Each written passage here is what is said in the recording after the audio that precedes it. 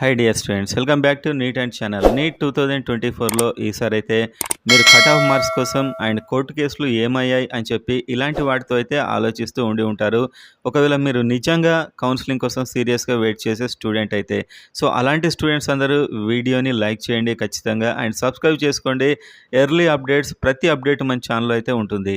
అదేవిధంగా వీడియోని లైక్ చేసి వీడియో చూడండి. వీడియోలోకి వెళ్ళినట్లయితే ఈసారి కోర్టు కేసులు జరుగుతున్నాయి, రీనీట్ అని చెప్పి చాలా సందేహాలు అయితే ఉండి ఉంటాయి. రీనీట్ అనేది చాలా కష్టమే అని దాదాపు తేలిపోయింది. ఇప్పుడైతే ఇద్దరు స్టూడెంట్స్ మీరట్ నుంచి ఇద్దరు స్టూడెంట్స్ అయితే కోర్టుకెళ్లారు. 705 అండ్ 690 మార్క్స్ వచ్చినటువంటి స్టూడెంట్స్. వీళ్ళ కేసు ఏంటంటే రీనీట్ పెట్టకూడదు, ఎక్కడైతే అక్రమాలు జరిగాయో అక్కడ మాత్రం విచారణ చేయాలి అండ్ న్యాయం చేయాలి అని చెప్పి వాళ్ళు కోర్టుకెళ్లారు. ఇలా రీనీట్ వద్దని చెప్పి కోర్టుకెళ్ళడం ఇదైతే మొదటిసారి. రీనీట్ ఉండే అవకాశాలు కూడా ఇప్పుడు ఛాన్సెస్ తక్కువే కనిపిస్తున్నాయి. కానీ జూలై 8న సుప్రీంకోర్టులో హియరింగ్ అవన్నీ ఉన్నాయి. దాన్ని బట్టి ఈ సిబిఐ ఎంక్వైరీలో కూడా అరెస్టులు అవుతున్నాయి. ఎలా ఉంటుందనేది చూడాల్సి అయితే ఉంది.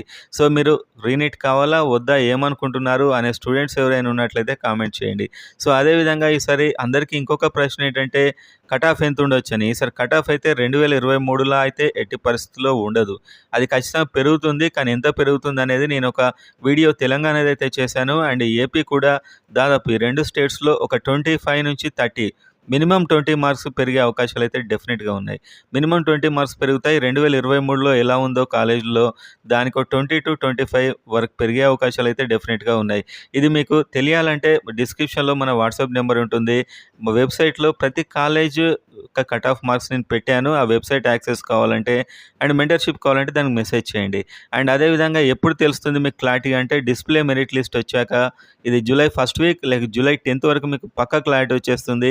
జూలై 1st వీక్లో మన స్టేట్స్లో ఏ విధంగా పెరిగింది అనేది మీకు ఐడియా వస్తుంది. అప్పటి వరకు డిస్ప్లే లిస్ట్ వస్తుంది. 30 నాడు రిజల్ట్ మళ్ళీ కాస్త చేంజెస్తోనే అందరికీ రాబోతుంది. ర్యాంక్స్ మారబోతున్నాయి.